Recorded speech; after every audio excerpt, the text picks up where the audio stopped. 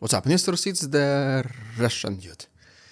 When the Kremlin says it's extremely concerned, you know the walls are shaking in Moscow. That phrase, so sterile, so diplomatic, usually means panic behind the curtains. And this time, it was not NATO exercises or some leaked sanctions plan that rattled them. It was Donald Trump, sitting aboard Air Force One, casually telling reporters he might send Ukraine Tomahawk missiles, if Russia does not settle its war soon. That one sentence landed in Putin's court like a live grenade, because let's be honest, Moscow has spent the last 3 years pretending it can dictate the pace, tone and the direction of the war, and suddenly Trump throws in the prospect of long-range, precision-guided cruise missiles that could hit targets 2,500 kilometers away, obviously deep inside Russian territory. And the old Kremlin poker face, well now, cracks, what else to expect. Extreme concern, Peskov mutters once again, the diplomatic translation for we're completely terrified.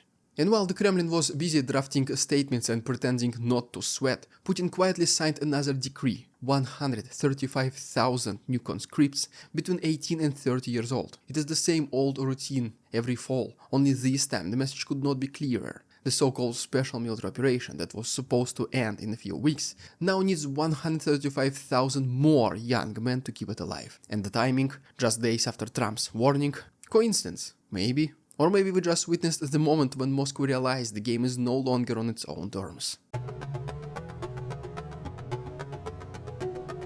So, there he was, Donald Trump, cruising at 30,000 feet over the Mediterranean, tossing verbal bombs like it's campaigning season once again, saying that if this war is not going to get settled, he said reporter, I'm going to send them Tomahawks. Simple, brutal, and devastatingly effective. Because the Tomahawk is not just a missile, it's a symbol. It is the weapon that says, we can hit you anywhere, and you will not even see it coming. It's what leveled Saddam's air defenses, and what made Gaddafi rethink his late-night TV appearances. For Russia, the word alone brings back memories of humiliation, precisely the strikes in Syria I'm talking about, when the US bypassed all of their so-called air defenses. Trump knew exactly what he was doing. The ambiguity was the point. If we may or we may not, he added, letting the sentence hang in the air and allowing everyone to make their own conclusions. It was not policy, it was theater, but the kind of theater that makes Moscow's generals stare at maps for hours, calculating how far 2,500 kilometers really is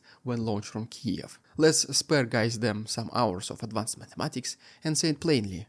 Guys, it can reach Moscow, it can reach St. Petersburg, and then also every other airfield that launches Iranian drones into Ukraine. But what if Tomahawks are launched from the outskirts of Donbass region, I don't know? What if they're launched from Kherson, pointing south towards Crimea? Strike targets are endless, and Russia's Ministry of Defense is pretty much pointing their fingers at the abyss of the night sky, trying to guess where will this devastation come from. And it was not just the missile, it was the tone. Trump called the Tomahawk an incredible, very offensive weapon, and then added, Russia does not need that.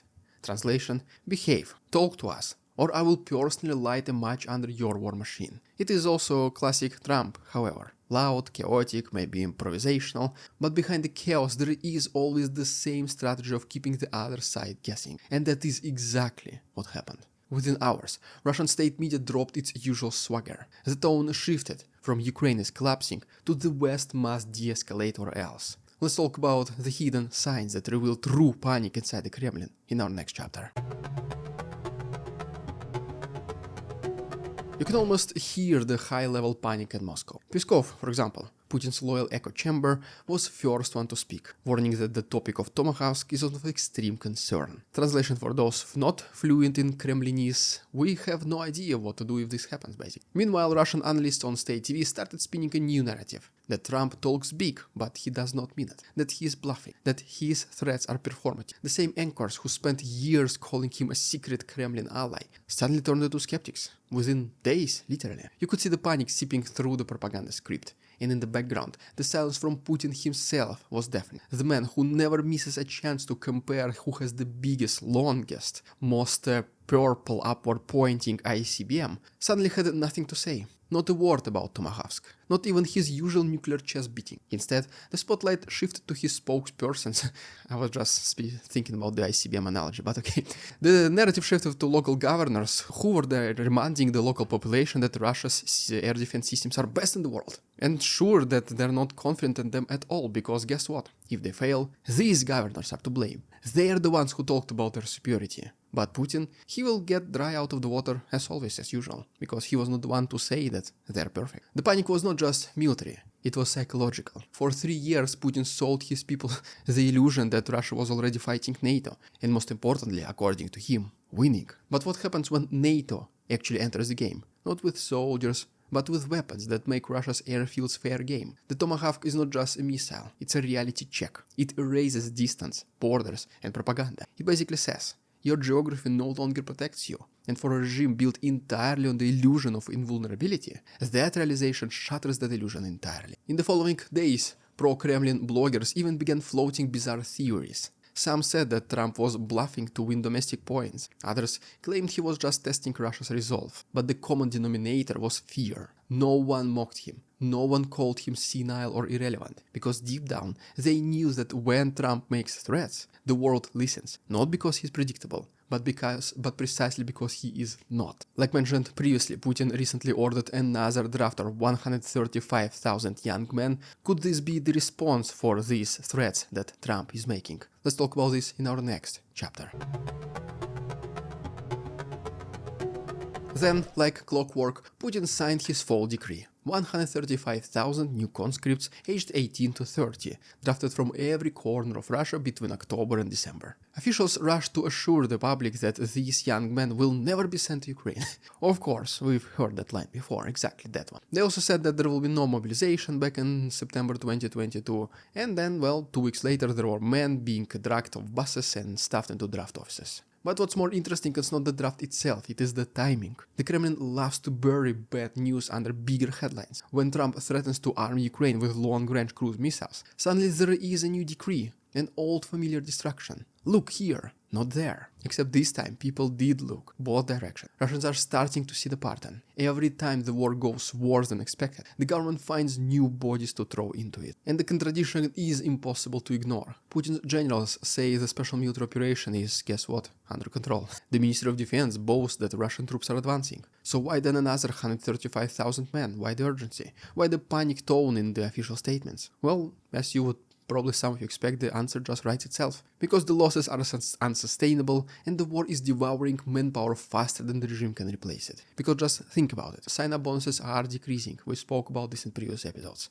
If there were very few men willing to die for 5 million rubles, surely there is even fewer of them to die for 3 million. Volunteers and patriots decrease as well. Russian nation is in permanent state of apathy. They see no end of this war, and they see no reason to fight then. Why? For how long? For what? Private military companies are no more. Wagner, for example, is just a sound from the past. So who's left? Conscripts, who start their routine mandatory training, and then just thousands of them are tricked into signing a contract. Tricked at best, forced, beaten, and blackmailed at worst. It's not going to fill the ranks entirely, of course, but it is at least something. To mask that, officials repeat the same recycled promise that these recruits will not go to the front lines. But every Russian mother knows better. The military registry system may be digitized now, but it does not change the end result. Young men disappearing for months, returning in coffins or never returning at all. And for every son drafted, another family begins to question the very reason this war still exists. Why? Why it still exists? Why it still continues? This fall draft is not a show of strength. It is the act of desperation, a quiet admission that the empire built on the intimidation is running out of both soldiers and time. While the Kremlin pretends to be concerned about Tomahawks, it's actually terrified of something far more immediate. The day Russians stop answering their summons, or worse, for the regime, the day people start to realize that they can say no and resist.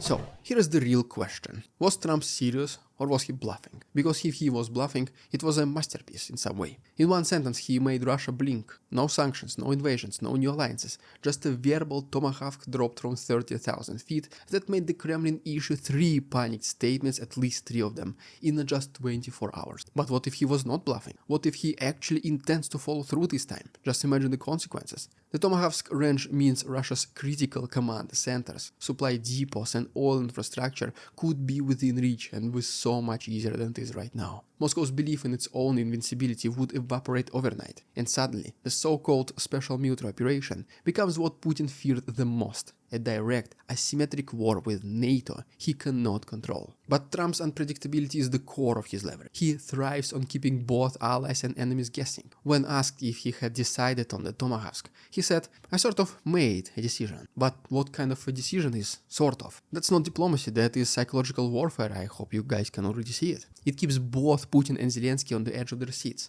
Some might call it reckless, others might call it genius. But here's the irony. Putin built his entire rule on unpredictability, on the idea that Russia always acts when least expected, and now he is facing an opponent who mastered that very same game decades ago. For the first time in years, Moscow does not unconditionally control the narrative. It is reacting to it.